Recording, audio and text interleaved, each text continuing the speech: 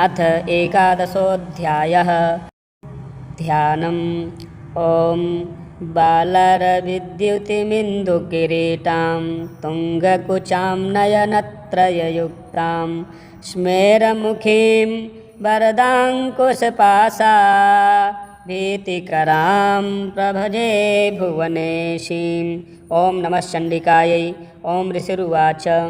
देव्याः ते तत्र महासुरेन्द्रे सेन्द्राः सुरावह्नि पुरोगमास्तां कात्यायनीं तुष्टुवरिष्ठलाभात् विकासि वक्त्राब्जविकासिता सा देवी प्रपन्नार्तिहरे प्रसीद प्रसीद मातर्जगतोऽखिलस्य प्रसीद विश्वेश्वरि पाहि विश्वं त्वमीश्वरी देवी चराचरस्य आधारभूता जगतस्त्वमेका महीस्वरूपेण यतः स्थितासि अपां स्वरूपस्थितया त्वयैतत् दाप्यायते कृत्स्नमलङ्घवीर्ये त्वं वैष्णवी शक्तिरनन्तवीर्या विश्वस्य बीजं परमासि माया सम्मोहितं देवि समस्तमेतत् त्वं वै प्रसन्ना भुवि मुक्तिहेतुः विद्याः समस्तास्तव देवि भेदाः त्रियः समस्ताः सकला जगत्सु त्वयैकया पूरितमम्बयैतत् का ते स्तुतिः स्थाव्यपरा परोक्तिः सर्वभूता यदा देवी स्वर्गमुक्तिप्रदायिनी त्वं स्तुतास्तैका वा भवन्तु परमोक्तयः सर्वस्य बुद्धिरूपेण जनस्य हृदि संस्थिते स्वर्गापवर्गदे देवी नारायणी नमोऽस्तुते कलाकाष्ठाधिरूपेण परिणामप्रदायिनी विश्वस्योपर्तौ शक्ते नारायणी नमोऽस्तुते सर्वमङ्गलमङ्गल्ये शिवे सर्वार्थसाधिके शरण्ये त्र्यम्बके गौरी नारायणी नमोऽस्तुते सृष्टिस्थितिविनाशानां शक्तिभूते सनातनी गुणाश्रये गुणमये नारायणी नमोऽस्तुते शरणागतदीनार्थ परित्राणपरायणे सर्वस्यार्तिहरे देवी नारायणी नमोऽस्तुते हंसयुक्तविमानस्थे ब्रह्माणी रूपधारिणी कौशाम्भचरिके देवी नारायणी नमोऽस्तुते त्रिशूलचन्द्राहिधरे महावृषभवाहिनी माहेश्वरी स्वरूपेण नारायणी नमोऽस्तुते मयूरकुक्कुटवृते महाशक्तिधरे नघे कौमारी रूपसंस्थाने नारायणी नमोऽस्तुते शङ्खचक्रगदाशार्ग गृहीतपरमायुधे प्रसीद वैष्णवीरूपे नारायणी नमोऽस्तुते गृहीतोग्रमहाचक्रे दष्ट्रोद्धृतवसुन्धरे वराहरूपिणि शिवे नारायणी नमोऽस्तुते सिंहरूपेणोग्रेण हन्तुं दैत्यान् कृतोद्यमे त्रैलोक्यत्राणसहिते नारायणी नमोऽस्तुते किरीटिनि महावज्रे सहस्रनयनोज्ज्वले वृत्रप्राणहरे चैन्द्री नारायणी नमोऽस्तुते शिवदूतीस्वरूपेण हतदैत्यमहाबले घोररूपे महारावे नारायणी नमोऽस्तुते दष्ट्राकरालवदने शिरोमालाविभूषणे चामुण्डे मुण्डमथने नारायणी नमोऽस्तुते लक्ष्मीलज्जे महाविद्ये श्रद्धे पुष्टिस्वधे ध्रुवे महारात्रि महाविद्ये नारायणी नमोऽस्तुते मेधे सरस्वती वरे भूतिवाभ्रवितामसि नियते त्वं प्रसीदेशे नारायणी नमोऽस्तुते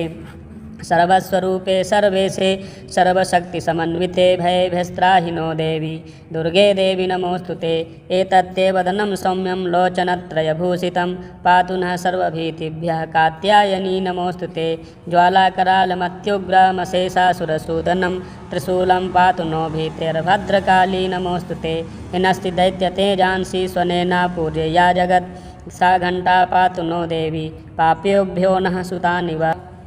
असुरास्रग्व सापङ्ख चर्चितस्ते करोज्ज्वलः शुभाय घटगो भवतु चण्डिके त्वां नता वयं रोगानशेषानपहंसि तुष्टा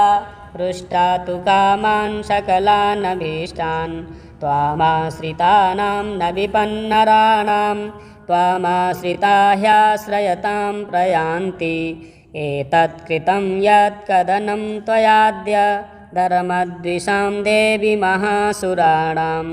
रूपैरनेकैर्बहुधात्ममूर्तिं कृत्वाम्बिके तत्प्रकरोति कान्या विद्यासु शास्त्रेषु विवेकदीपे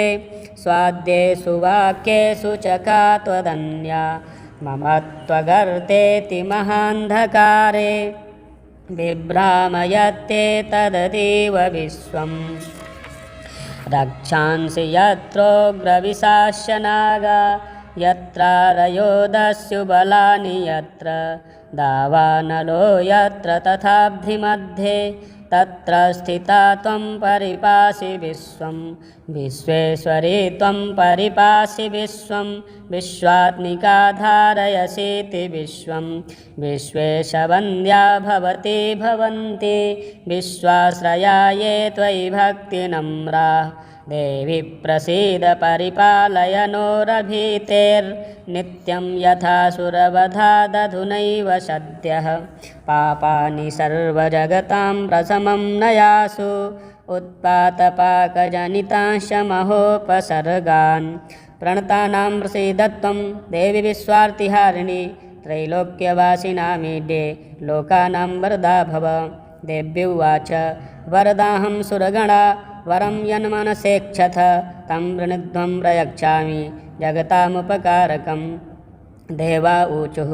सर्वाबाधाप्रशमनं त्रैलोक्यस्याखिलेश्वरि एवमेव त्वया कार्यमस्मद्वैरिविनाशनं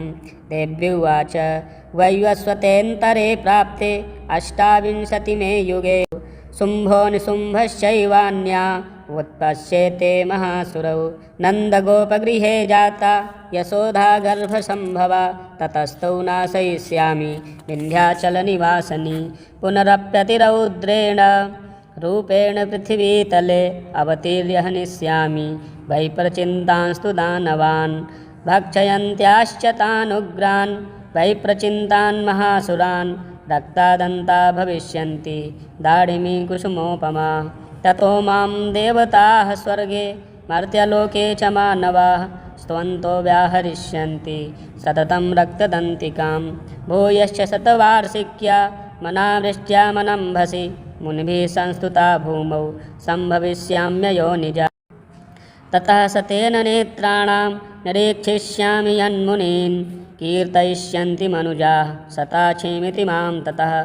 ततोऽहमखिलं लोकमात्मदेहसमुद्भवैः भरिष्यामि सुराशाकैः रावृष्टेः प्राणधारकैः भरिष्यामि सुराः शाकैः रावृष्टेः प्राणधारकैः शाकम्भरीति विख्यातिं तदा यास्याम्यहं भुवि शाकम्भरीति विख्यातिं तदा यास्याम्यहं भुवि तत्रैव च वधिष्यामि दुर्गमाख्यं महासुरं दुर्गादेवीति विख्यातं तन्वे नाम भविष्यति पुनश्चाहं यदा भीमं रूपं कृत्वा हिमाचले रक्षांसि भक्षयिष्यामि मुनीनां त्राणकारणात् तदा मां मुनयः सर्वे स्तोष्यन्त्यान्नम्रमूर्तयः भीमादेवीति विख्यातं तन्मे नाम भविष्यति यदारुणाख्यस्त्रैलोक्ये महाबाधां करिष्यति तदाहं भ्रामरं रूपं कृत्वा सङ्ख्ये षट्पदं त्रैलोक्यस्य हितार्थाय वधिष्यामि महासुरं भ्रामरीति च मां लोकास्तदा स्तोष्यन्ति सर्वदः इत्थं यदा यदा बाधा दानवोत्था भविष्यति तदा तदावतीर्याहं करिष्याम्यरिसंशयम् ॐ